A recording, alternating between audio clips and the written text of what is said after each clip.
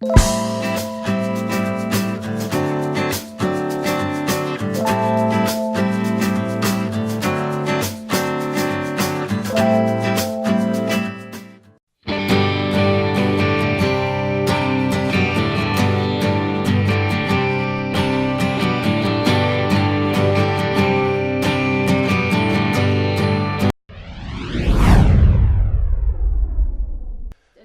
explain to me what your warning has been and why this is no surprise to you, I'm assuming.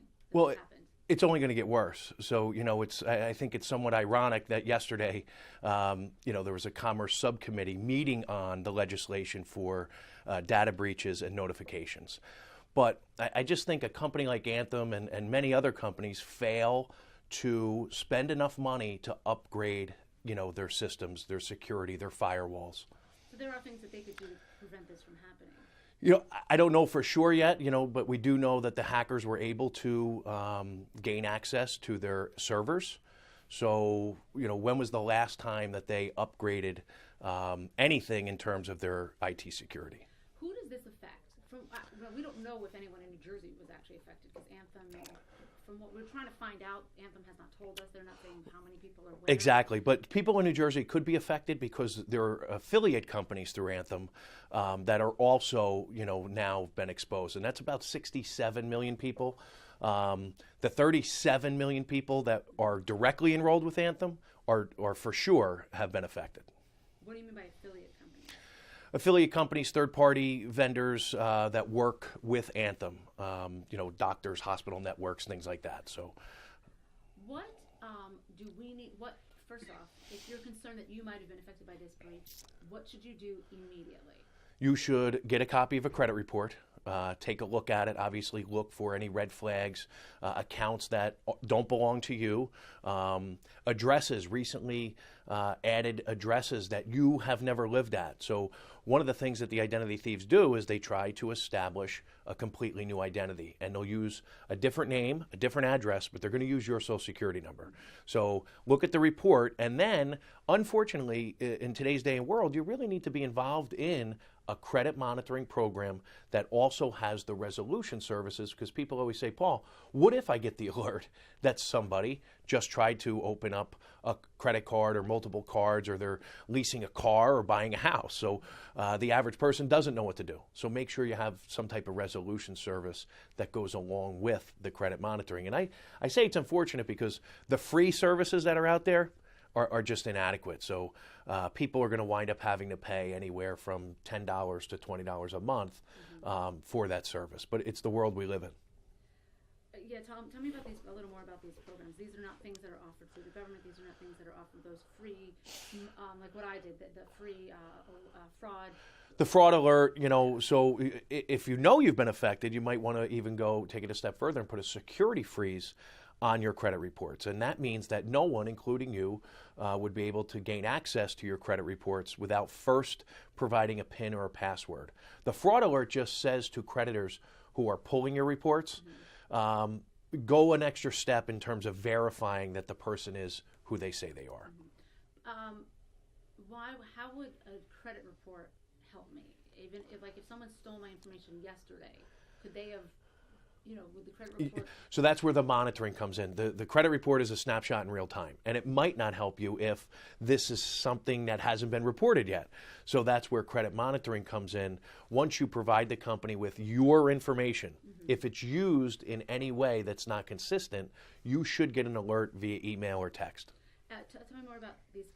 Who does these monitoring programs that you would have to, I guess, pay for? Well, the shameless plug would be Better Qualified certainly provides free credit reports along with a monitoring service that really is, ours is only like $6.95 a month. So again, anywhere from $7-8. Some of the higher ones, like there's a LifeLock, most of the people know because they do so much marketing. But they're on the upper side, $20, lots of bells and whistles that I don't think you really need. You need to be alerted, and you need to have the resolution service. Someone that's going to help you. If someone's opened up the reports, what do I do? Well, you need to file a police report, and you need to contact the creditors. And, the average person spends about 2 years trying to undo what the identity thieves have done. And is this what happened here, this breach? do you think the company's doing enough to help? Like, do you think? No, I think one of the things that I try and champion, and the things that we talk about, are all of the companies thus far, in my opinion, have fallen short in notifying the clients, customers on time, and then don't just provide a one bureau credit report. There's 3 bureaus, and so for that very reason, they need a 3 bureau credit monitoring solution and service. And how about letting them know they stole your email, Marcy? So be on the lookout for phishing emails that look like they're going to come from Anthem. And we know from Target and Neiman Marcus and Chase that the identity thieves emailed their clients, and people gave even more of their personal information because they weren't made aware that these phishing emails are going to come. They have your phone number. So be on the lookout for phone calls. How you doing? This is Paul Oster from Anthem. Listen, we're just checking on our customers to make sure you're okay. Can you please verify with us your social security number, bank account information? It goes on. And people are in panic mode. Maybe they're rushing to work. They got a kid crying. And all of a sudden they give this information. And then it really becomes a bad situation. Okay. Anything else that you think that we need to bring up in this conversation for folks, whether you're a customer of Anthem or not? Or not, right. So I think the biggest thing for people to realize is don't become numb to this. 2014 was the year of the data breach. And every other day you heard about and people say, well, it didn't hurt me yet. So what they need to realize is that the information is on the black market. It's being sold on the dark web. So it's only a matter of time before somebody buys it and uses it. And just because it hasn't happened yet, take the steps, be proactive in protecting yourself, because obviously the government can't do it, these companies can't do it, retailers can't do it. We lock our front doors, we lock our cars, we lock our phones, but we fail to lock our identities down. So take a couple of simple steps to protect yourself, and one of them being get involved in a credit monitoring program.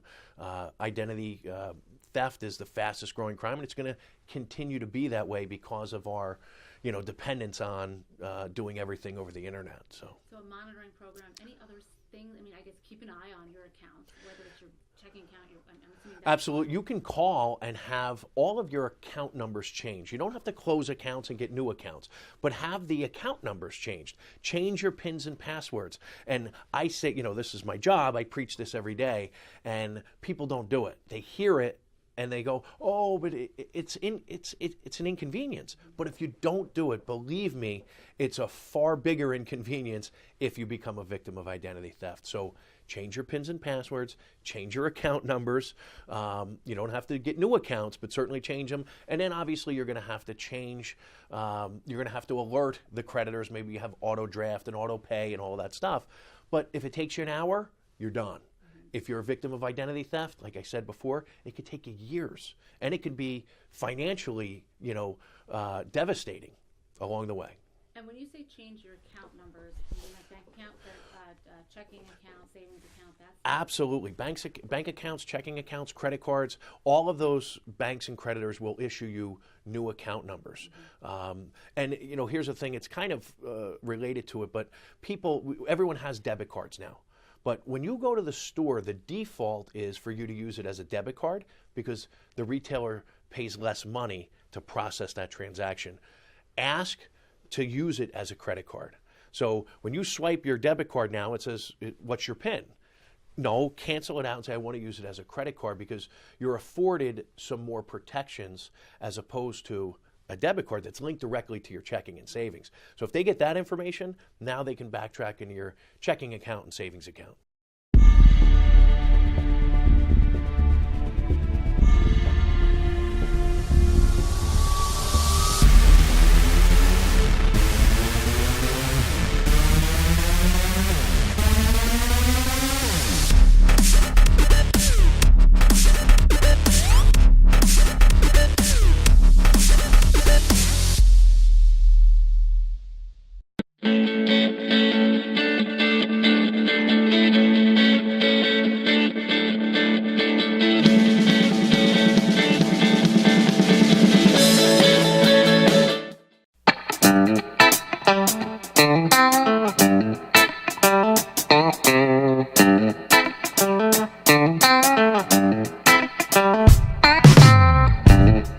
you.